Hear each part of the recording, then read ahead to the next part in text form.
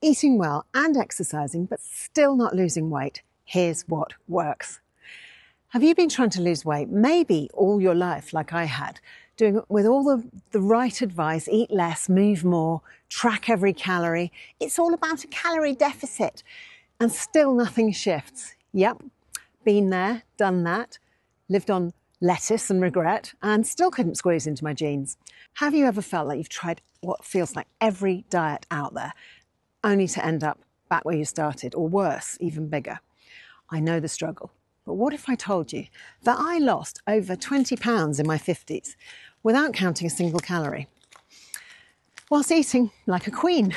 Today I'm going to share with you the simple, sustainable strategies that work for me, and they can work for you too. You're just not going to believe how easy this is once you have the right information. Stick around to find out how you can finally achieve lasting weight loss without the disappointment, the starvation, the guilt and the misery. And if you're in your 50s, 60s, 70s or beyond, and you're tired of being ignored by the mainstream diet advice, which, let's face it, is a load of nonsense anyway, welcome, this is for you. Because here's what no one tells us. Weight loss isn't just about maths. It's about your metabolism, it's about your hormones, it's about hunger signals, and it's about how your body actually fuels itself. So let's skip over the rubbish and find out what actually shifts fat. Game-changing truths about weight loss that will stop the yo-yo dieting, ditch the guilt, and get you finally seeing progress without obsessing over stupid apps or weeping into a salad that you didn't even want. Part 1, the calorie deficit trap. Let's start with the old classic, just eat in a calorie deficit. If I had a penny for every time I've heard that, I'd be rich enough to pay off the diet industry's lies. Sure, a calorie deficit technically works, but so does living on Red Bull and despair. Doesn't mean it's a good idea. Here's the problem. When you cut calories, especially if you're living off carbs, your body just freaks out. Why? Because your blood sugar's going on a roller coaster ride worthy of a theme park. Dr. Zoe Harcombe puts this really brilliantly. Your body only ever wants 1 teaspoon of sugar in your whole bloodstream. That's it, about 4 grams. 4 grams, 1 teaspoon, that's all your bloodstream can take, ideally. So when you eat that healthy apple, and if you think about how big and juicy they've modified fruit to be these days, when I was a child, apples were quite small and a bit shriveled and not all that exciting. But now, God, it's like as sweet as eating a chocolate bar. You're flooding your system with 2, 3, 4 times the amount of sugar it actually wants. And insulin has to swoop in and clean up the mess. So when we say the body only wants 1 teaspoon, what are you doing? So when we say the body only wants 1 teaspoon, which is about 4 grams of sugar in the entire bloodstream, that's 4 grams of glucose in 5 litres of blood, which is, the average in the human bloodstream. That really puts it into perspective how easily that delicate balance can be overwhelmed by high carb meals. And that includes all the carbs, not just actual sugar, but whole grains and rice and potatoes and pasta and bread, and yes, even the healthy ones. They all break down into glucose or sugars in the body. As soon as you've put that in your mouth, if you chew bread, just a piece of white bread, try it. Put a piece of white bread in your mouth, nothing on it, and chew it and keep chewing it, and it starts to taste sweeter the longer you're chewing it, because the saliva in your mouth is already converting into the sugars that it's going to convert further into once it gets inside your body. Dr. David Unwin, who's an amazing GP from the north of England, created some really useful visuals, charts for detailing the sugar content of everyday foods. And they're really worth having a look at if you absolutely have no idea that your healthy sushi or that slice of sourdough may not be quite as healthy as you imagined it was. And here's the real bummer. The more you reduce those calories without fixing the underlying issue, the more your metabolism adapts by slowing down, and you end up surviving on less and less, but still clinging onto the fat because your body thinks it's in a famine state. It's not lazy, it's literally trying to save your life. So the result, cravings, crashes, and fat storage mode. That sugar gets packed away for a rainy day on top of all your other fat stores. So when we're in our 20s eating like this, our body can just about cope. Add in a few decades of inflammation and disease, and now we're in our 50s, our 60s and beyond, and the last thing your body is doing is coping. Cue belly fat, arm fat, all the fat and depression. It's not discipline you lack, it's blood sugar stability. Let's also talk here about your BMR, that's your basal metabolic rate. You may have heard this expression. It's the number of calories that your body burns just to keep you alive. Roughly 70% of your daily energy burn comes from this. I mean, that's 70% of what you burn comes from you just staying alive. Even if you're lying on the sofa watching Netflix all day, or you're ill and you're in bed, you will still use 70% of your calories just in your basal metabolic rate. And then you've got NEAT, non-exercise activity thermogenesis, things like walking, cleaning, fidgeting about. That's another 10 to 15%. And then exercise, that's only 5 to 10% of expenditure. Translation, you cannot outrun your fork.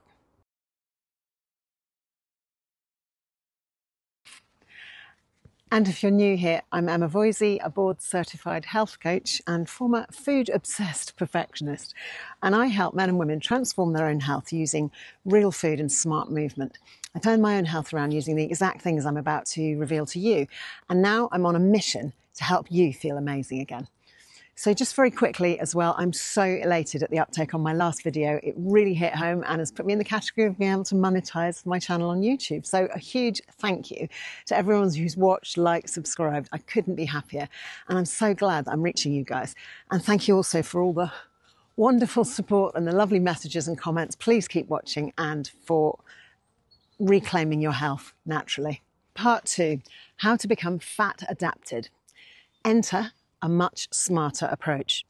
The real magic happens when you're able to switch between your fuel sources from sugar burning to fat burning.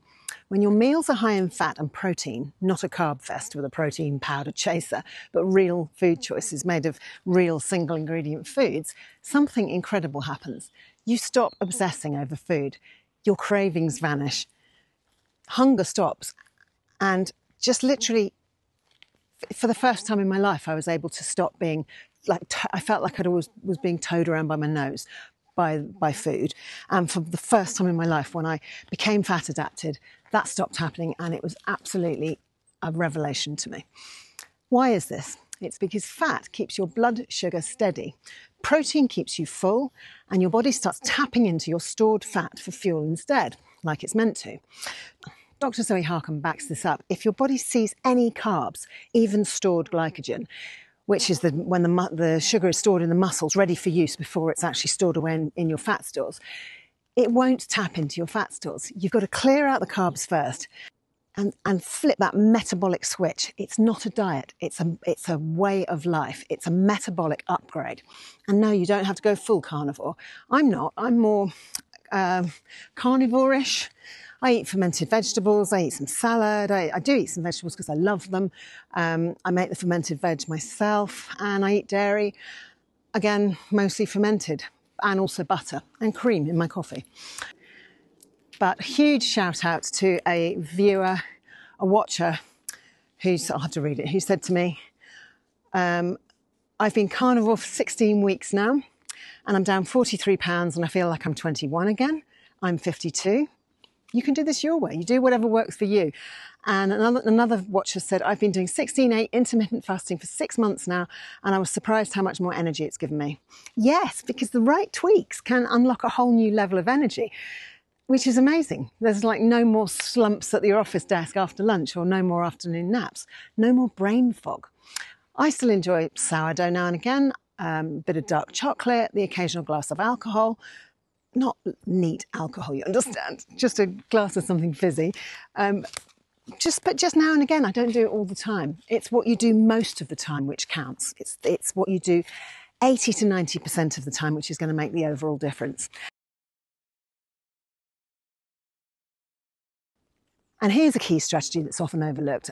And I watched my dad doing this when we were in England last month. Don't fill up on the carbs first. If you're having them, keep them on the plate, but always have your protein and fat first. That way your satiety hormones will kick in sooner, you stabilise your blood sugar, and you're far less likely to overeat or store fats. Simple and effective. So my dad had bread with his eggs and his beef, and he ate the bread first and then said he was full up. Well, don't eat the bread. Save it till the end.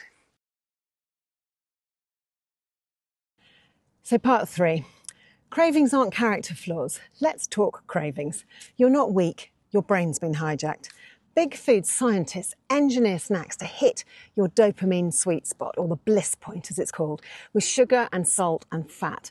And it's like giving your brain a party and then leaving it hungover and yelling for more. These foods override your hunger signals, and fat and carb combos don't really exist in nature except in nuts. And let's be honest, you know, who binges on bowls of raw almonds? Although, shout out to the food addicts out there, I know that binging on anything can be a thing. I've been there. So let's not go into that in this video. But the good news is cravings are both psychological and physiological. And that means you can hack both of them. Ditch the blood sugar roller coaster, aka reduce the carbs, your cravings often vanish, literally within a few days. The psychological ones, they fade too, once you stop feeding that dopamine loop. One person asked me, doesn't our brain prefer glucose as its fuel source? And it was such a great question because it highlights something most people don't realise. We have 2 fuel systems, one for glucose, one for fat. Your brain can use glucose, yes, but it actually prefers to use ketones in many situations. They're a cleaner, steadier fuel, no crashes, no fog, just sustained focus and sustained energy. So reducing carbs doesn't starve your brain, it liberates it. There's been ultra marathon runners, you know, these people crazy people who can run several marathons back to back, who have fueled themselves just using protein and fat and not sugar, as most runners do. Another viewer mentioned, just to insert, that they're drinking lots of coffee and it's taking their appetite away and enabling them to skip meals. I totally get that. I've done it myself before, but just a heads up, too much coffee spikes cortisol, which is your stress hormone. And your body gets stuck in stress mode, which makes fat loss a lot harder, not easier. So long term, what you want is calm metabolism rather than caffeinated chaos. Hyperthyroid and menopause. Somebody else shared with me, I was skinny all my life and then came menopause and hypothyroidism, and now I've gained 40 pounds and I'm devastated. Firstly, you're absolutely not alone. So many of us struggle with this. That combination is particularly rough. But hormones change, thyroid slows down, everything feels broken. But it isn't. Lower carb, higher protein, real food strategies can absolutely work for you. It might take a bit longer and you'll need to support your thyroid health, but your body hasn't given up. It just needs a new strategy. And please don't fear fat. Your hormones are made from cholesterol. Low-fat diets, they are a disaster for midlife women. Eat the fat that comes with real food and just ditch those toxic seed oils, those industrially produced industrial waste. That's what toxic seed oils are. That's what seed oils, they were just waste, a waste product that some bright spark put into the food chain. They cause so much inflammation. Just get them out of your body. You don't need all that extra omega-6 disrupting everything. Part 4, rewire your rewards. Donuts might not do it anymore, but you know what will? Waking up pain-free, feeling light and clear-headed, getting compliments without fishing for them.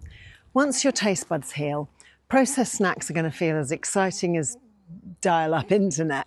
Start noticing the real wins, your energy rising, your sleep improving, your mood lifting. Let those be your new rewards. Part 5, powerful swaps. Swap oats for eggs. Ditch granola bars for real food. Stop grazing. Be hungry. Eat 2 to 3 meals a day, earlier in the day. No food at least 3 hours before you go to bed.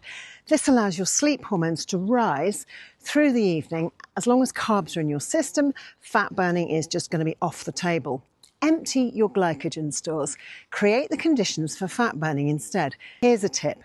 Glycogen is stored in our muscles, so use those muscles to allow it to burn off. I got into the habit last year of doing 40 squats after each meal, which was a tip I picked up from Candy Frazier's Primal program. Also, what is it, Mike's? There's loads of little spiders on the grass. I think they've all just hatched out. Mikey's really interested in them. Also, go for a walk after eating, if your timetable allows it, obviously. What is it, Mikey?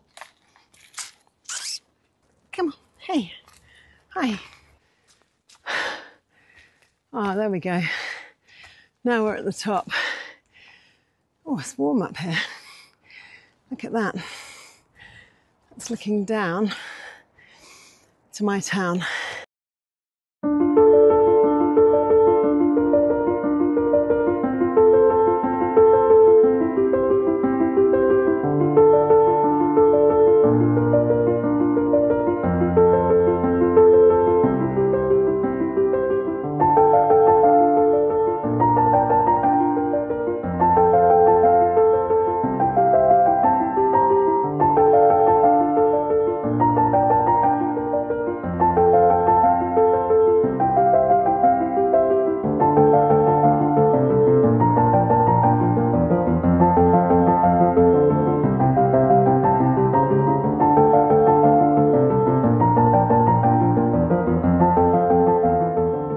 Muscle and the jigsaw analogy. Muscle is your metabolic gold mine. The more muscle you have, the more calories you're going to burn when you're doing nothing. Remember the analogy about the basal metabolic rate, that 70% of our calories get burned when we're doing nothing, just lying around. Well, the more muscle you have, the more calories you're burning when you're doing nothing. So start with body weight exercises, build up over time, and remember, fat loss is like a jigsaw puzzle. Early on, you don't see much happening, it's just scattered pieces, but keep it up day after day and the picture gradually forms.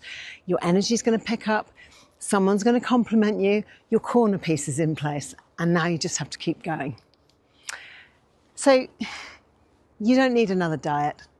You need a better approach. Eat real food, single ingredients, prioritize protein and fat.